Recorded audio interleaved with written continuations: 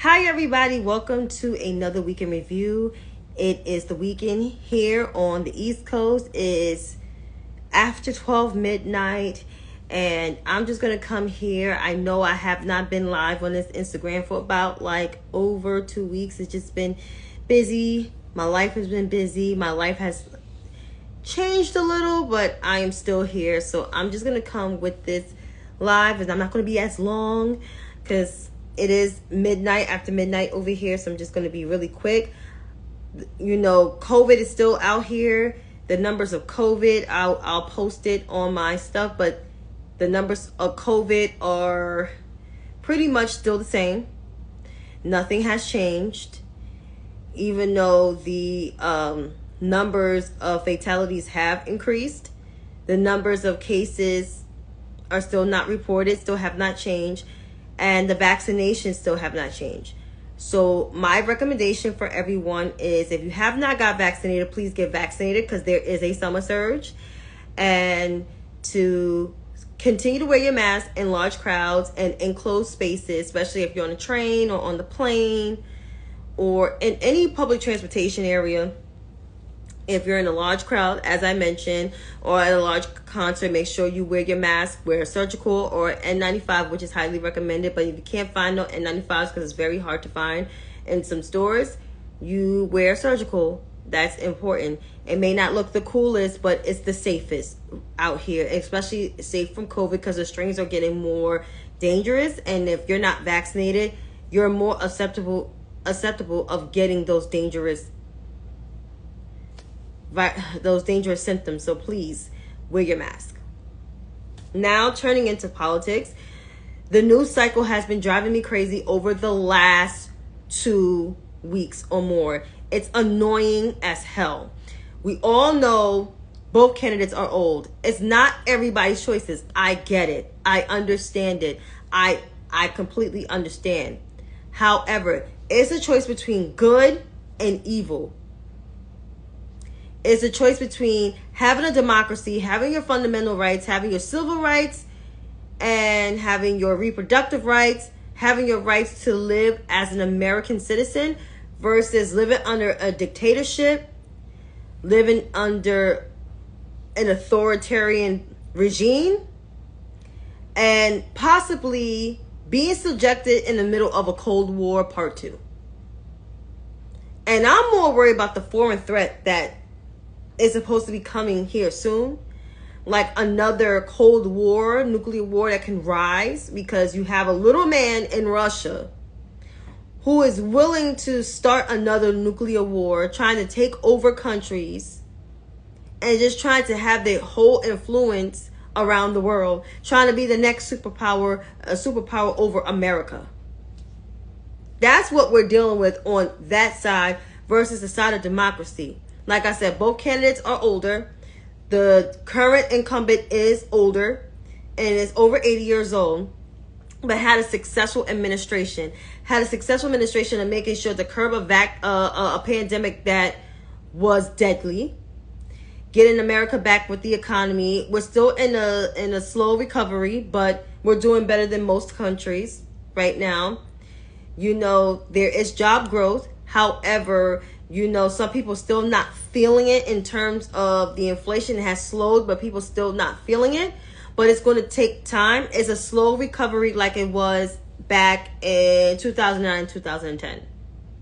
So folks really need to think about what is at stake, because each election is going to get harder no matter who is the nominee. And we already know who is the nominee because it's July and the money cannot be transferred. So it's President Biden and Vice President Harris. They're both standing neck to neck. They are a package deal and been since 2020, and they're not going anywhere. And they're going to win this election. And not saying because I want them to, but they are, because it's literally our democracy's at risk, and there could be a rise of foreign regime trying to sweep out America from being the superpower of the world. This is what we're dealing with. So that is my take. Now, as for the upcoming RNC supposed to happen next week, I saw in the news that's not been reported, which we keep talking about the president's fitness, even though he's more fit to serve than this criminal. This criminal and his RNC decided not to invite one of the coalition groups for disabilities. Keep in mind, you need a disability vote, right? Because the disability vote is all ethnic groups of various disabilities, whether it's physical or mental disabilities, right? Physical disabilities could be, you know, amputees or folks in a wheelchair or in walkers or have like braces on their like legs and arms. And those suffering from mental disabilities like cerebral palsy and Down syndrome and also mentally challenged, right? You're not going to invite those people or people with autism, and you're not going to invite those people to the RNC. Yeah. And let's keep in mind, people with disabilities are able to work because of a Republican president. Whether I agree with them or not, they passed the last amendment, which is the 27th Amendment, to allow people with disabilities to work. But you don't want to invite people with disabilities to the RNC. But most of the people in the Republican Party got children or some type of family member with a disability, whether it's physical or mental, or learning disability. I found that very interesting. But this is who the Republican Party has become. And was becoming it since 1968. And each decade it got worse. The 90s, they were at their worst in the 90s due to Newt Gingrich. Of course, in the 2000s, they were at their worst under Dick Cheney. Not George W. Bush, because, you know, but Dick Cheney. And, of course, his bum. That's a indicted criminal. This is the Republican Party. This is who they become. But I'm almost at the ending, because I got a message for all the white Democrats out there. More so, the 19 House Democrats who decided to call on the president to resign. This is for you. I find it very interesting, as we're 4 months away from the general election, that you decided after a press conference, even though the debate was bad, but the press conference was great yesterday, that you want to call on the president to resign and don't even know who can fill in his position. So my question for y'all is, who is going to handle the rise of white supremacy? Who you have in mind to handle that? Who do you have in mind handling a national budget to make sure all our debts are paid?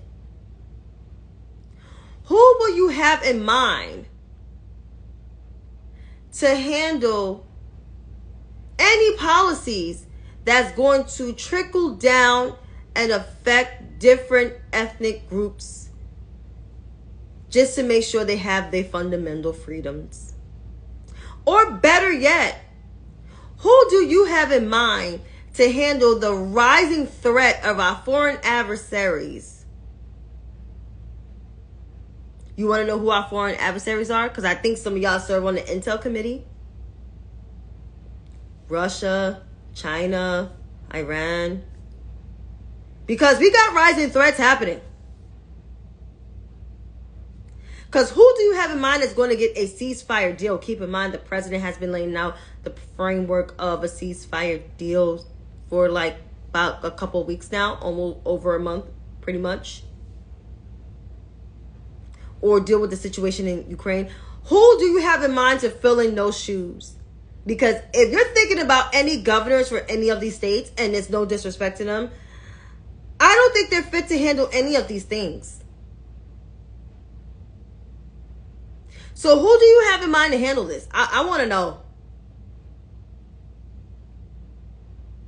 Because they don't have an answer.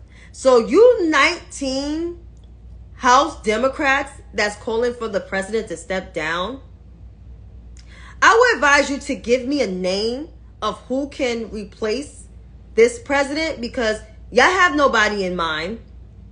And the last time I checked, in 2020, the president got more votes than y'all in your own district. He did better and performed better in y'all home districts. He got more votes than y'all. Him and the vice president, the last time I checked.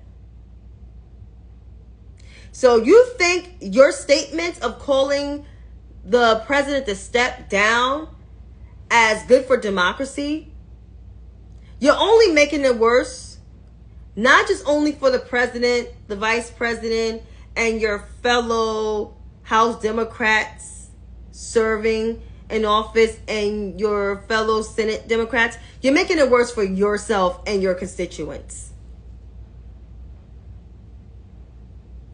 I want y'all to take that to heed. But to white Democrats in general, the elites, the voters, whether you were centrist, moderate, progressive, independent, you know,